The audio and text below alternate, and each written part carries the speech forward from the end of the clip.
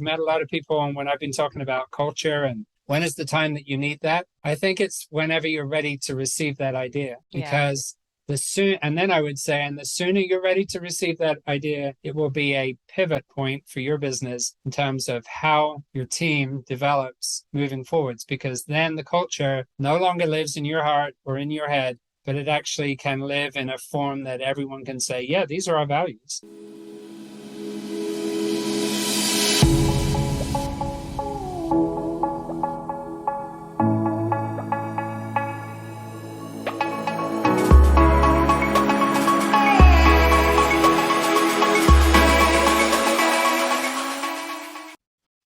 Welcome back to the Bombshell Business Podcast. I'm your host, Amber Hurdle, and we are in the middle of the vacation rental industry, short-term rental industry takeover of the Bombshell Business Podcast.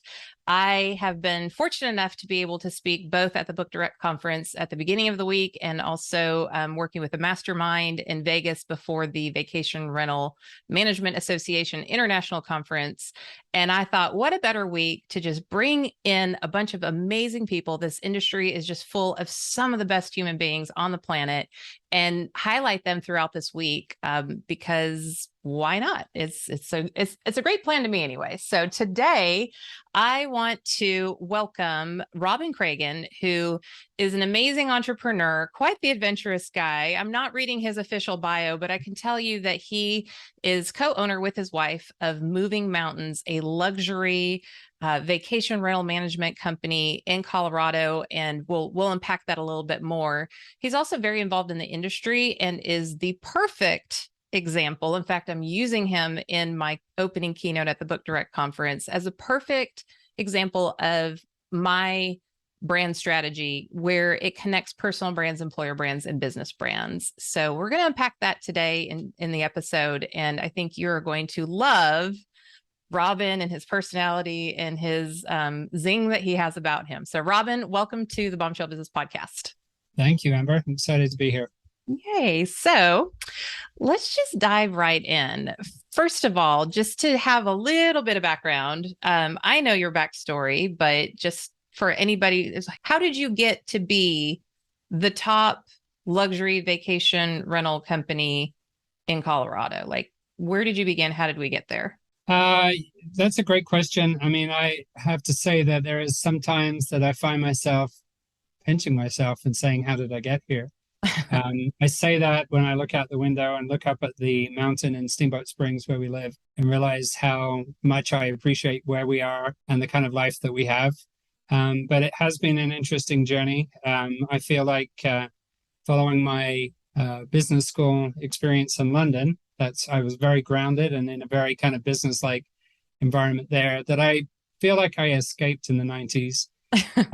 And I escaped because one of the thoughts I had in my head is someday I'm going to be looking out the window of some busy, big office block saying, I wish I had done this when I could. Because, you know, when you get tied into family and career and commitments like that, then some of those other big aspirational dreams that you have get harder to achieve. So I took my leap and said, you know, I've got to do this while I can. And I'd always had a passion for sailing.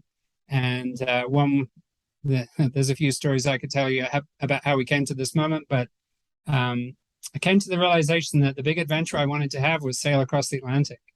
And by talking to enough people and getting enough information together, I literally hitchhiked my way across the Atlantic on a fantastic 60-foot yacht and began a life of adventure as a professional yachtsman for a period of about 10 years.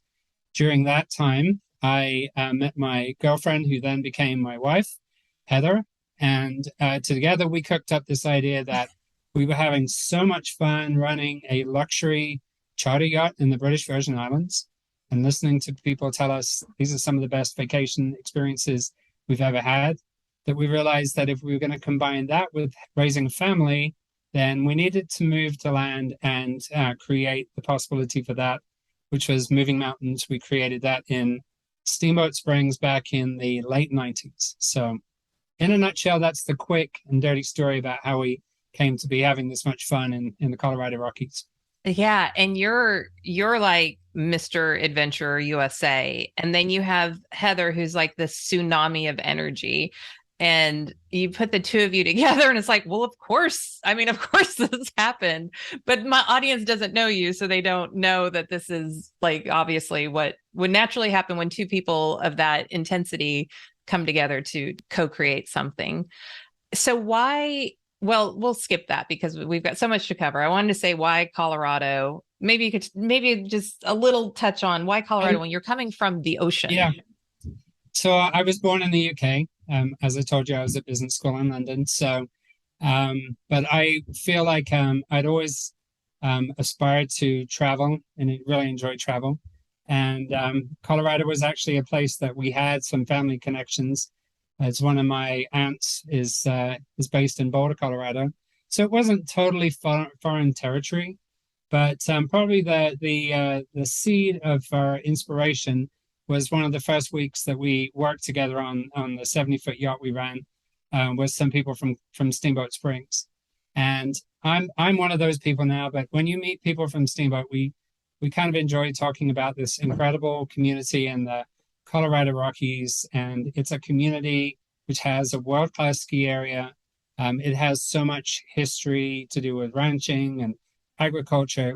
I often think of it as, you know, the more stories you hear about Steamboat Springs, it's like peeling back the layers of the onion. You just uncover something else that's cool about this town. So we were really drawn to it. We decided on a last minute whim, 3 years after we met the people that came on the yacht from Steamboat, we decided to fly to Steamboat and check out this place in the mountains and really see if that was something that we might be interested in. And we came in the worst time of the year, the first week of mud season.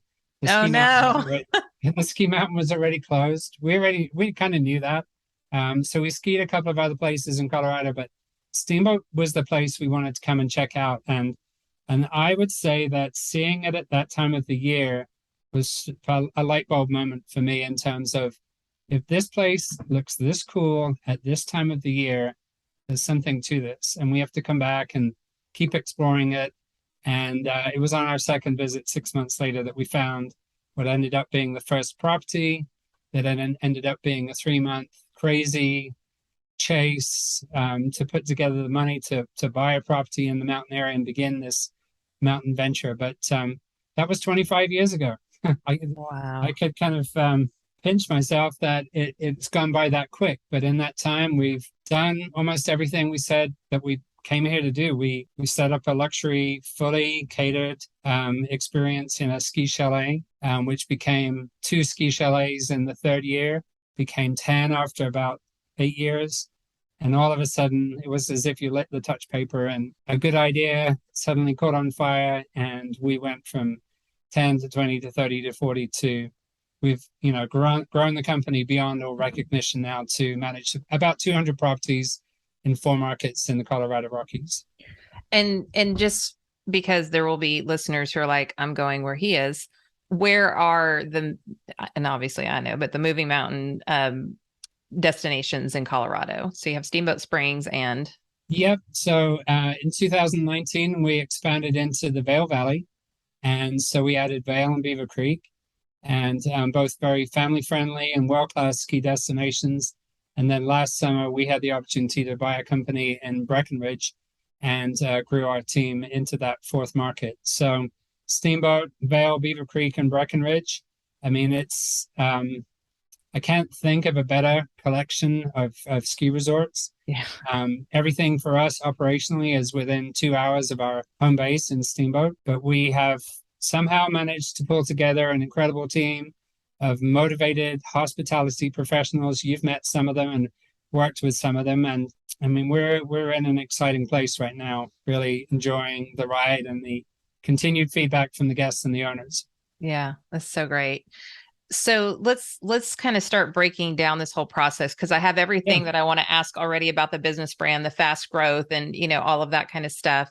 But let's just start every business, like you said, it was you and Heather, and Mm-hmm. a hope and a dream and pulling some money together. So let's talk about your personal brand. So your professional reputation. you're very involved in the industry. Like you speak at conferences, you attend more conferences than most business owners I know. You do show up on podcasts. You're very active on LinkedIn. You're involved in the local community, both in giving back and also in the policy and politics and everything that comes around hospitality and vacation and travel. Where did you come along? Like, where on the journey did you go, oh, I better start paying attention to how people respond to me? I better start positioning myself. Like, was that a conscious thing or just something that happened naturally? I think you just put that perfectly. It's like it's been a journey, and I would tell you in the beginning when you're trying to begin to take an idea and turn it into a business, or as we started to realize that what we needed to create was a brand where there were consistent expectations of service and quality. It is a journey. So that's not what you focused, or it's not what we focused on in the beginning. I think what we focused on was just trying to find enough people to keep the lights turned on and the mortgage paid. And there are more than enough tasks to do at the beginning that you are simply focused on the execution of the concept, developing as you go. We kind of learned as we went. We took everything that we knew about hospitality and guest experience from what we had learned from working on a sailing yacht. We realized that actually the way we looked at it was it's actually easier to do a lot of what we used to do if you do it in a house, because the house isn't moving and the environment's a lot more stable. But I think it took a number of years before we started realizing that there are other things that you need to do in order to nurture your business. And part of that is to nurture the industry that you're in. And what I love about this industry is it's a very welcoming and encouraging industry. And in the beginning, I would say that people encouraged us. And so me getting more involved and us getting actively involved in the industry is sort of a way of perpetuating that cycle. So there's growth that occurs when you give back in the same way that there's growth that comes when you receive information. And that cycle it becomes part of the secret sauce of how you run a great company is you learn from others. I'm sure we came up with some original ideas of our own in there. It's hard to tell which are the original ideas, which is our idea and something we learned from somebody else. But that constant evolution and refinement that's kind of led us to this place. I love that drawing that people say success, that they think it goes from A to B. And the reality is that, you are the product of all of your mistakes. And this kind of line to where you end up with a very squiggly line that takes you from point A, where you started with such a simple idea, to it's like the theory of Darwinism. If it doesn't kill you, it makes you stronger. And so when you survive your mistakes or you learn from something that works and something that doesn't work, our willingness, I think in the end, our willingness to try new ideas and to see if something would work and to try and validate that against the original business model, that's kind of a cycle of life that we've gone through many times. So we tried adding a home that maybe, we originally had this focus on a luxury high-end experience. If we added a property that wasn't quite the same quality, what we learned from that is that just adding another home isn't always the answer. Just bringing in more money. Well, what if you end up with a different clientele that doesn't appreciate all the other touches that you want to offer? And then when you feel like you're not getting value, you find that, well, actually, I'm dedicating too much time to this client that doesn't need this set of services. All they want is a roof over their head. And that's not a client that fits with someone who says, hey, what else can you do for me? Which is the client that wants us to move a mountain for them. So our business is based around us is sitting here saying, what problem can we solve for the guest? And in a way, the guest has to be open to letting us solve problems for them. And so, in developing our business model, sometimes we didn't have a clear vision of this is where we were going. We were down in the weeds just doing things. But as time went along, I think we got our heads more out of there and said, okay, what is it we're trying to be here? What kind of a brand are we trying to build? Is it a brand, or are we just, taking whatever comes? And so it's this kind of process of continued refinement that has kind of led us to this place. But I think, to go back to also another thing that I think we learned along the way is there's such a tremendous amount of trust. You can't be ambiguous in what you do, especially when you try to offer this kind of experience. It has to be, if you say you're going to offer an exceptional experience, it has to be without question. You have to put 110% into it. Mm-hmm. And we wanted to reach for that bigger bar and say, if we have a clientele that is willing to pay maybe above the average market price because they want a better experience, so we better come through on that. Well, then the fun part about that is you get to sit down and write a list of, well, what are all the cool things that we could do that no one else is doing? And how do we pull that off? How do we provide them with a chef or grocery stocking service? Or how do we provide them with a full concierge team that can help them plan every aspect of their vacation and almost anticipate every one of their needs? Well, because you are the expert at a high-end luxury ski vacation. You probably know way more than these people do. Plus, because of your strong brand, you can pull strings and get priority that Joe Schmo calling in once a year is not going to get. And I think that, as I think about your brand, I think about going to the Biltmore Hotel one year and, just going through the house in a cattle call is not the best experience. Like, it's cool, like everything's still neat about the Biltmore, but you're like crammed in there like sardines. And so we opted to do a behind the scenes like private tour. And I'm like, I'm never doing this again any other way. Like, we got to go on the roof, we got to do all these cool things, and you're kind of looking down at everybody who's all crammed in together. And so there are people who will pay just to even feel like they're getting a luxury experience, whether it's that much different or not. But I consider those people the people who like to be behind the velvet rope.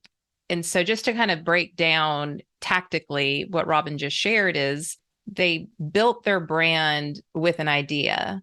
They proved the concept every time they made a choice in renting or trying to see, is this going to work? They learned from their losses. They applied it to the business. And then they got really clear on their ideal customer, and they hyper focus on solving their problems of their ideal customer, not on what they would like or want. That feeds the idea bank, but they're hyper focused on the needs, the wants, the wishes, and the dreams of their customer. Is that pretty fair? That's pretty fair. Some part of this could be just, it's a little bit of what's inside of me, what's inside of Heather, is experiences that we realized were special experiences. Yeah.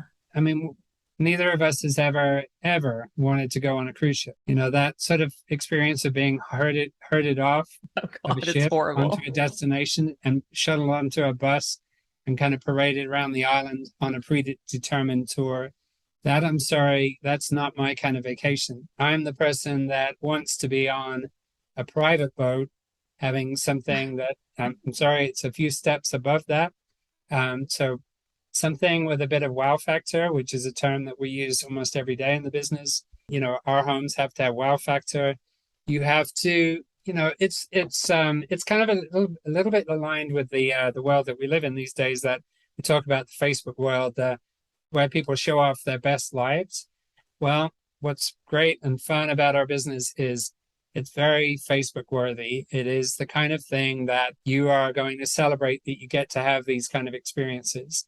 And I feel like that's, if you go back to the fundamentals of why do people take vacations, because they want to reward themselves for their hard work. That's and right. What is it that's challenging about a vacation is your expectations are so high. You've waited so long for that moment. Well, what if that moment is just being herded onto a bus or herded onto a ship and, going on a predetermined course? That may check the box it obviously checks the box for a lot of people, because it's at a value point, at a price point that allows people to have a certain type of experience. But what if you're looking for something that's kind of next level up for you to do? We talk about how families make memories together. Well, that's the kind of the circle of people we were talking to, and saying, well, if you're with your family and you want to make something memorable happen, then you need to do it in the right place and to have all things done as much as possible in order for you to be able to focus on that little bit of time that you're going to have together. I think of a week's vacation as being it goes by in a blur. And I love going anywhere for more than a week, because I want to say after 2 days, oh, I still have a week to go. Because otherwise, you're almost in the countdown to when it's going to be over. Yeah. And if you think about like the average person who takes a week's vacation, then if you don't start the planning until you get there, then you waste 2 days of your vacation trying to figure out what is it that's the best thing to do here? Because you need to run around and talk to a bunch of people. So, we just could see every time we went through that kind of experience that wouldn't it be great if when you call to book something, people ask you, what is it you want to do? What are you hoping to get out of this trip? How can we help you get that dialed in? If you're coming here for a ski trip, we would say, are you looking to learn to ski? Are you an experienced skier? Do you think you might want to have a guide or an instructor? Are you looking to get to the next level up? Many people look at a ski trip as how to acquire more skills to be better, to enjoy that experience more. Some people just want to feel like, oh, I just don't want to get lost on this mountain. I want to have someone to ski with. And that's a very simple example of how you can point them in the direction of having an even better time on the mountain. I mean, other things that occurred to me, that just kind of came along at the right time is having skis delivered and fitted in the house. One of the things that we noticed early on is you show up and you arrive in a ski resort, it's probably snowing, it's hard to get around, the driving is crazy, you don't know where anything is, and you are standing in line for lift tickets, standing in line for ski rentals, standing in line for ski school, standing in line to get in the gondola. That's time. And you haven't even got your groceries yet. Right. And your kids are tired and your wife is cranky and the restaurants are already booked up and you're just feeling like, oh, this vacation is just so much work. So we get people to kind of check those boxes before they get here. And that arrival experience can be just so much better from the get-go. So I know that's how we created a legion of people that say, well, great, you ruined it for us because now we can't do this anywhere else. The family isn't going to accept anything less than the Moving Mountains experience. And did that trigger or prompt moving into other markets, like to just make this experience accessible let's just say they don't want to go to Steamboat every single vacation. They want to maybe go to Vail, but you're not in Vail. Did that influence which markets you expanded into? It did. I mean, we heard from people from almost the first year that we were doing this that, this is great. And if you were in other markets, we would follow you in a heartbeat. And I mean, we started thinking about that idea. We looked at expanding into Big Sky, Montana, which was another place we discovered back. I'm going to say in the first 5 years that we were doing this, we were already on that path. And we tried something. And what we realized is that we were ahead of our time. We needed to focus on making the core business successful before we stretch our wings. And I mean, Big Sky is an incredible place. And so pretty. Would love to have done something 20 years ago there because of how that market has grown. But picking a resort that's 16 hours north of you, logistically, that I did that trip a couple of times and I realized this isn't sustainable. This isn't something that we're ready for. And, we're raising 2 young kids and there's only so many hours in the day. So I think it was just a question of, like I said, it wasn't as if this was a straight line. We tried a few things. We learned from that. We pulled back. And it took us 20 years to get to the point where we said, you know what? There is so many people now saying if you were in another market that we would follow you in a heartbeat, that we've got to do this. If we're ever going to do this, we got to do this now. And so we did it. And then all of a sudden, we realized that, okay, this is different. That's different. I mean, I can't say that it was without challenges, but I'm really glad that we did it in kind of a small and thoughtful way, because those learnings that we got from that first experience, let alone that we had to the following 6 months go through COVID and what that looked like, kind of terrifying to make a big move and then be faced with a world-changing event. And then, of course, as we have all realized, especially those enlarging, realized that, well, that turned out way different to what we expected, and actually then turned into a real lucky piece of timing. I mean, there's luck involved in everything, right? So having survived that kind of downswing and then realized that this is actually going to be a good thing, we continued to kind of learn, because we had to change all of our systems and our accounting, all the things that it takes to run your business look different when you are not just based in one location. Your entire marketing message, we used to market against Vail and Beaver Creek, Yeah. Now that's part of the family. You've got to stop pointing out that, in Vale, the lift lines are so long you can see them from space and things like that. And go back into these are two more incredible destinations, and now you can have our level of experience and service there. And then we got a lot of validation from that to say 2 years later, if we had another opportunity to grow into another market, then we should definitely do this. And there was a relationship that I'd say we'd been nurturing, a friendly relationship that we had nurtured for about 6, 7 years. And when those people decided to try and exit from the business, they called us and literally asked if we would buy the company. So there is another like concept of where your personal brand and Heather's personal brands, and then the business that you built that, I mean, because, okay, let me pause and back up a minute. As business owners, our businesses are our babies. It's really hard to not have an emotional connection to something that you birthed and nurtured and grew. And so I'm sure it had a lot to do with the fact that they just know that you're good people, but it probably had something to do with, if we're going to sell, we want to sell to somebody who has a brand Yeah, reputation that we can be proud about handing our baby over to. I would agree. I think we were very much cut from the same cloth, the same idea about, why we were in this business. They were people that we spent a lot of time with at conferences. That's what it's kind of a friendship, kinship in this industry. Yeah. And what I love about going to the conferences is meeting people that have been where we've been, walked in the same shoes.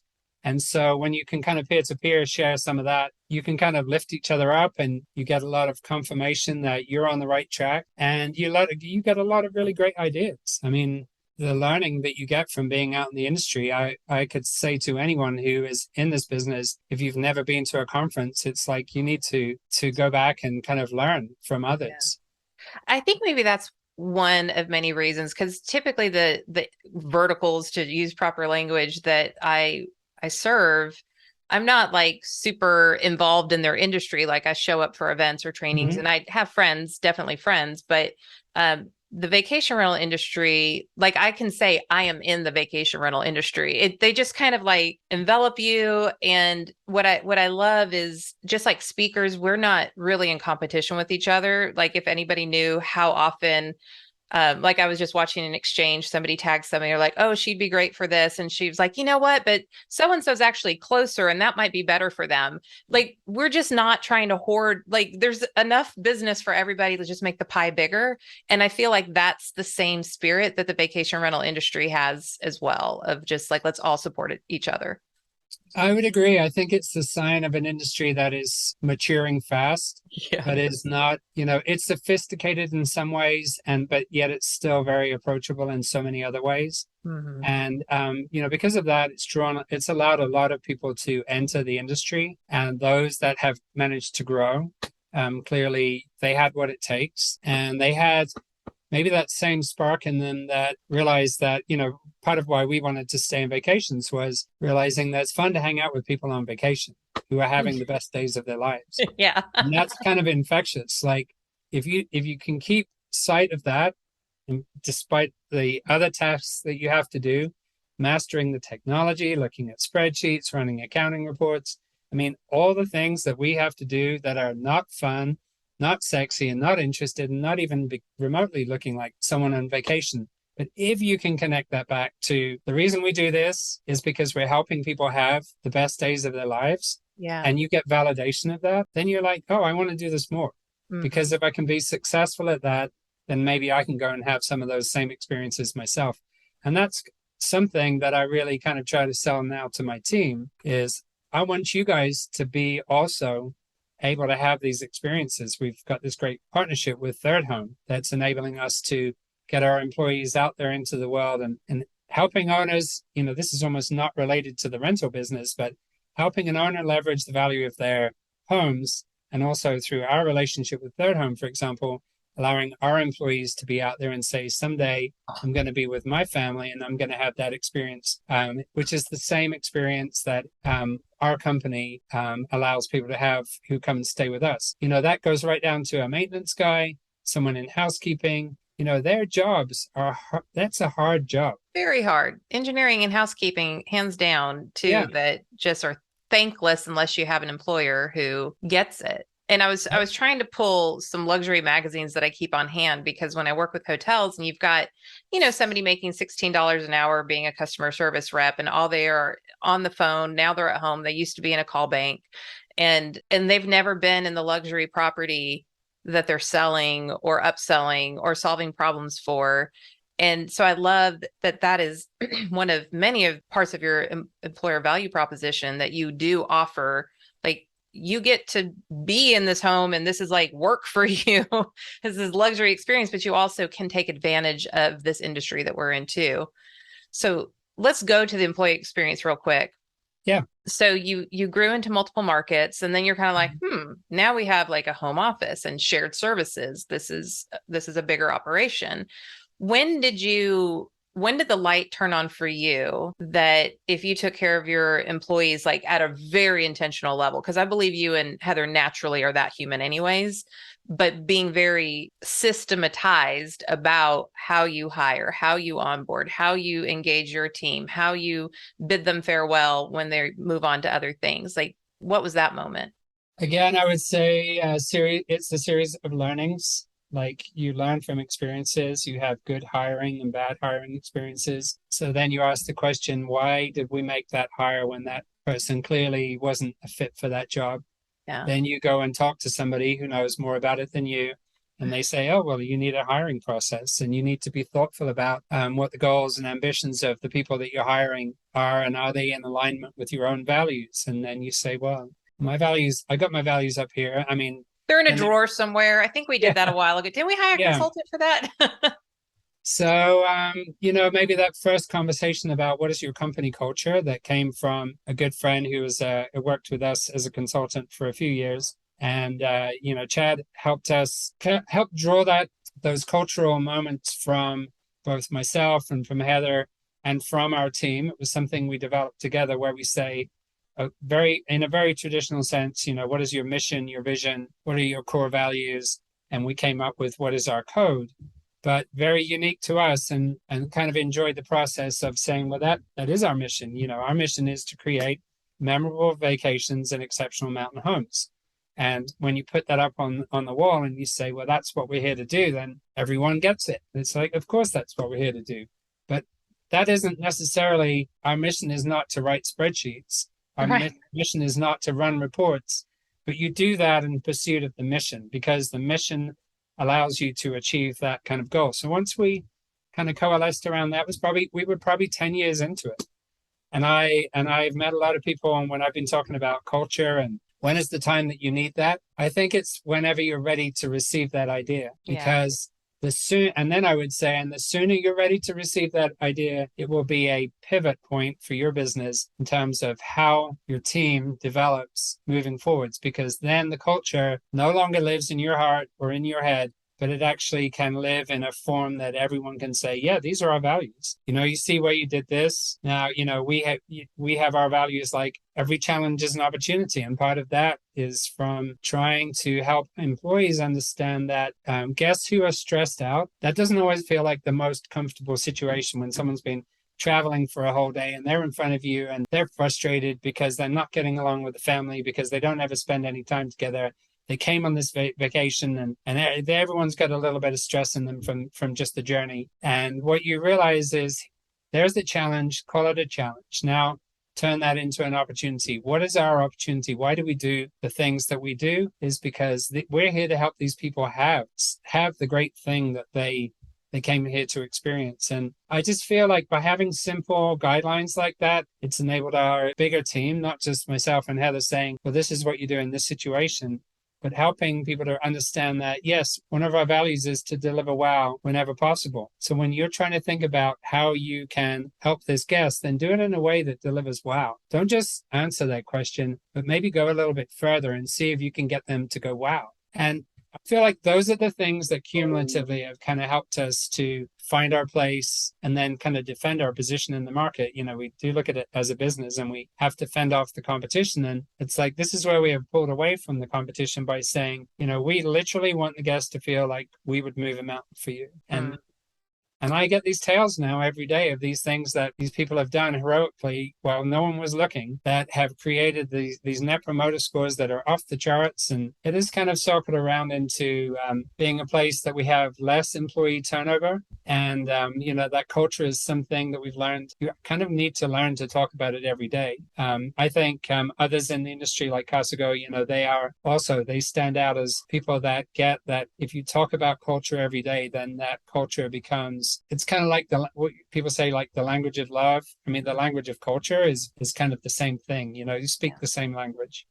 Yeah, and it is, some people go through the process of it, and then I joke they stick it in a drawer and forget about it. And if you're not hiring based on your culture, if you're not developing people based on your culture, if you're not disciplining and coaching and counseling people on it, if you're not promoting people based on it, then it really doesn't mean anything. It's just words on a paper.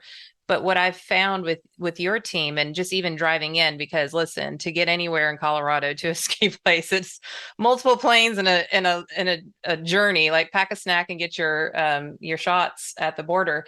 But the thing that our driver said was, "Oh, you're in a Moving Mountains house," and he didn't know that I was there to work. He didn't know anything. He was like, "They're such great. You're staying with the best. Like, such great people. We love the people who work for Moving Mountains." Like, it wasn't just like, "Oh, we know that's the bougie brand." It was about the people and how we were going to have a great experience because your people would take care of us. Like, that's when I was like, these people are who I thought they were, but thanks for the confirmation. So I just think that, if we, to just kind of tie it all together. So you have strong personal brands, you got involved in your industry, you made a name for yourself that afforded you the opportunity to expand. You have an amazing employer brand because you have such a strong culture that's woven throughout every single day and all different experiences that empowers your team to not be like, "Well, let me call Robin and see what he says," or, "Well, let me check in with Heather." They're empowered. They keep the brand standards and that brand promise alive as individuals coming together as a team. And then you have this ridiculous brand. And I just challenge anybody who is obsessed with branding like me, just Google Moving Mountains, Colorado. Just Google it. You're going to find story after story, Forbes, travel, everything. And in the article, Moving Mountains is like #1 luxury ski resort or ski vacation rental company in Colorado, like first go. So you've done all of this, and I love that you admit that it was a little bit of push pull. It was a little like, "Oh, that was a good idea," and a little of, "Well, that was a mistake. We'll learn from that." A little bit of luck, a little bit of timing. Like, it all came together, but you just haven't quit. But since you focused on all of these, and I won't get too big on the book direct conversation, but just so everybody listening understands, Robin does not own an Airbnb company. He owns a vacation rental company. And when you book a home that is not your home, that is a private home that you're staying in, that is a vacation rental or a short-term rental. It is not an Airbnb any more than Kleenex is facial tissue. Okay, so we're just going to say that. So you're not dependent on OTAs, online travel agencies, to be the engine of your business. What percentage of your bookings are direct bookings? Consistently, it's somewhere between 70 and 80% of our reservations. And that's crazy. I would say that goes back to a conversation. Maybe, I mean, all of these things, it's only when you define it that you kind of realize that here's a way we can talk about this. I said to the team one day, I got them all in the room at our weekly meeting, and I said, "What is the business that you think we're in?" And of course, and I ended up doing it as a game of hangman, and I put up all the dashes on the board, and I said, if you can guess now what kind of business we're in, I'll give $100 to the winner. And they were like, "Oh, is it vacation rental?" And there was a few people that tried to take one stab at it, and eventually they start calling out the letters, and we spell out the word relationship. So good. And like, because you think we're in the property management business, you think that we're in the vacation rental industry, you might even think that we're in the Airbnb business. But the reality is, and this goes across any business, I would challenge any business owner not to find this common thread, is if you think of your business as a relationship business, then you think about every one of your core constituents, because in a relationship business, our employees, what matters to us is the relationship between us as the owners and our team of employees. That is what binds us together. Mm. And then how we relate to the owners who trust us with the homes that we manage and take care of and the experiences that they get to have in their homes. That relationship is fundamental to even being in this business. Mhm. And then to your point about the shuttle driver who shared that he had a good experience working with our team, it's us also realizing that we're not just transactionally connected to someone who has a vehicle. We try to have a good relationship with everybody that we work with. And if you can take that mentality into everything that you do, then you actually find that you end up, kind of lifting each other up because it's the relationship that makes it actually fun to work together. And, Mhm. if work is fun, then life is fun, right? That's right. I couldn't agree more. Like I was just thinking the other day how lucky I am that my employees work for me and how blessed I am to have such awesome people that I get to have fun with every day. We solve problems and we're obviously relationship based as well, but when you do go to work and you feel like these people are my people, like I'm careful to not use family because that's like a whole nother level, like work family. It is a job. You're getting a paycheck. You're exchanging your gifts in exchange for, money. But when you work for a company like yours, if your values don't align, that's like an obvious like self-selection out the door because it's uncomfortable, right? But if Right. you go and you get to hang out the majority of your waking hours with people who share your values and share your passion and, really love people, that's a whole different experience for anybody in the day to day. And that's where retention really soars. I Um, think that's where you could actually make the comparison that this is why it's not family, is because the challenge with family is you can't choose your family, you right? can't leave. You can ghost, but You can leave, but it tends to not, it tends to be there's more stress in those kind of situations. And uh-huh. maybe that's, for another conversation, but those are the challenges with families is you end up, you may have the same parents, but you end up with different people. That's kind of what makes it fun. It's also what makes it challenging. With employees, you're trying to build a team. I love that you use that team analogy at Durham. That you're trying, and I have used that analogy many times to say, it's kind of like we're a playoff contender and we're trying to go to the Super Bowl every year with every guest. So it requires us to be focused like a team.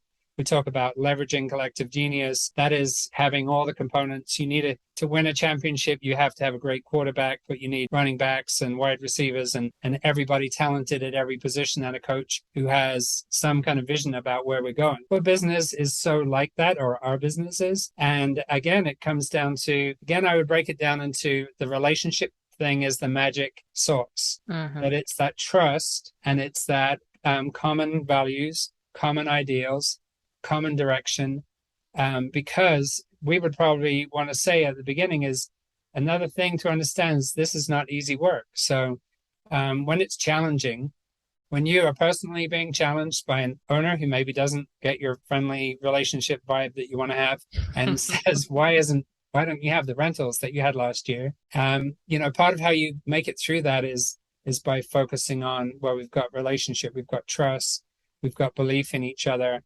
If I say something, I hope that they will trust and believe that what I'm telling you is everything I know about where the market is today. It's not that we're not trying, but the market is constantly shifting. This is a business of constant change. So, Yeah. And that trust has been built where when yeah, you have to take that withdrawal, you've made so many deposits that you're not bankrupting that relationship. right. When you said that, now I'm like, shoot, I should have shared the story at DARM, which is the Data and Revenue Management Conference in the industry. So this years ago, but somehow another mom and I ended up coaches of our son's soccer team. Neither of us have ever coached soccer before. I didn't even really understand the game fully. Football to you, Robin, I realized, but in America we call it soccer. Yeah. And so I think she had been like a assistant coach when her son was like 2 or something super young. I'm a communications person. So we bumped heads and we bought some books and we're like, okay, so she'll be in charge of like running the drills and the fundamentals and making sure that they understand the basics. I'm going to be responsible for making sure they communicate effectively with each other, that they know their names and that the parents feel involved and engaged and that it's a big brouhaha every Saturday. So we did drills where they had to pass the ball to each other and call each other's names. And we required them during practice to use the name of the person that they were about to pass the ball to, or that they needed backup or whatever, to always use names. So we get these kids on the field, and they just crushed everybody because they knew how to communicate. They knew how to work together as a team, and they felt connected to each other because these other kids didn't even know what their teammates' names were. We won the whole shebang. We won the entire thing. Neither of us had any experience coaching soccer, but it was really just about being brilliant with the basics and having that relationship. And so now I'm going to That's a add great that to a story. keynote, Robin. Thank I you love for that. that prompt. I love that. I love that. And, it reminded me that you're that mom who's a lot like Heather. I mean, Heather signed up to coach the kids' soccer teams, and she would come home and say, "What is the offside rule? I don't understand that." Right. I didn't either. I was always looking at the main coach. I'm like, what was that? Was it good? That wasn't good. No, it's not. Boo. Like, I didn't know. But my kids knew each other's names. That was my job. And we always had snacks. So so I always wrap up by asking every single guest one final question. And in light of what a bombshell is, a bold, brave, unwaveringly confident woman in business, but also like you, we have male listeners. What would your parting piece of advice be for that woman who's trying to strengthen her confidence and trying to make her mark in the world professionally? Big question. I would say, it takes a lot of self-belief. And a lot of what I think it takes to be successful in business comes down to I would go back to an analogy that I learned from mountain bike racing. So in a mountain bike race, you start off and, hopefully you've done your preparation, your training, you start off and, you're halfway into, there's inevitably a big climb and you're suffering because you're on the edge of physical exhaustion and you're running out of oxygen. We live at 7,000 feet and we often mountain bike race to above 10,000 feet. So, you're pushing yourself as hard as you can. And there is many, many times that I've learned to say to myself, you're not the only person suffering here. Everybody else, in fact, mentally, you say, you know what, they're suffering more than you are. And so many times after the race, that maybe it hopefully ideally turns out better than you were feeling at that moment where you crest the hill and you think you're about to black out because you're just down so low on your oxygen. You charge down the hill and you make it to the finish line, and then you kind of rehash the race with people and you're like, oh my God, I was suffering on the hill so much. And they were like, oh my God, I was going to die. I couldn't believe how hard you were pushing me. And then you realize that you were both pushing each other to the limit and you had no idea. So in my way of transposing that into business is that every time you are doubting yourself, part of the reason why you doubt yourself is because you think everybody around you has got it figured out. And the reality is that everyone is learning as they go. Yeah. And everyone makes mistakes and everyone has the same set of challenges. So if you can kind of bring it down to, I'm not a loser, I've got this, and focus on what your core skills are and your belief in your idea, then I think that can often help you kind of overcome those challenges of thinking this is never going to work. Because I'm very fond of saying in our team is like, don't tell me this isn't going to work. If you don't believe that this way of doing it is going to work, let's find a way to do it. Let's find a way to climb the mountain. Let's find a way. Do we need to go back and train harder? Do we need better equipment? This is on my computer screen every single day, and it has been since COVID. Okay, that we can't do it that way anymore. How can we do it? Yeah. That didn't work. I just spent $25,000 on a big nothing burger, but okay, what did we learn from it? Yeah.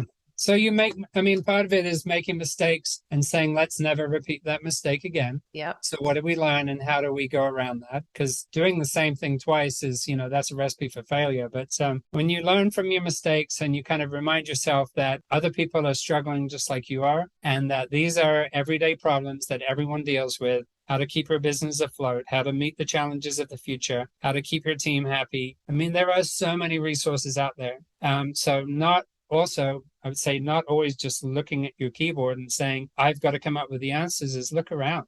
Mm-hmm. I mean, there's a lot that you can lean into that will help you run your business. 100%. I love that. Well, Robin, this has been, I think, such a fruitful conversation. And I feel that just sharing your journey of starting with one house and then now over 204 markets with, net promoter scores out the roof and 70 to 80% direct booking, like that is proof in the pudding that every example and every anecdote that you've shared today is certainly worth something to take into consideration. So Thanks. I'm super excited to see you and Heather in Las Vegas. Yeah, And I just appreciate your time and being so willing to share with our audience. likewise. Thanks, Amber. Well, Bombshell, I always love having my smart friends on the show, as you know. So I hope that was as edifying to you as it was to me. You can find Robin at movingmountains.com. We'll also put his LinkedIn connection. You probably want to follow him on LinkedIn as well, as just somebody who really has a strong personal brand, who interacts with his own team, interacts in the industry. Kind of look what he's commenting on and observe that. He's somebody I use as an example when I do brand reviews, and I think it would be good for you to connect there. So everything that we talked about today will be in the show notes. And of course, if you're planning a ski vacation, you know who to go through. So with that, if you have not left a rating and review, please go ahead and head over to whatever your listening app is and do that, or give us a like and subscribe on YouTube. And we will see you on the next episode.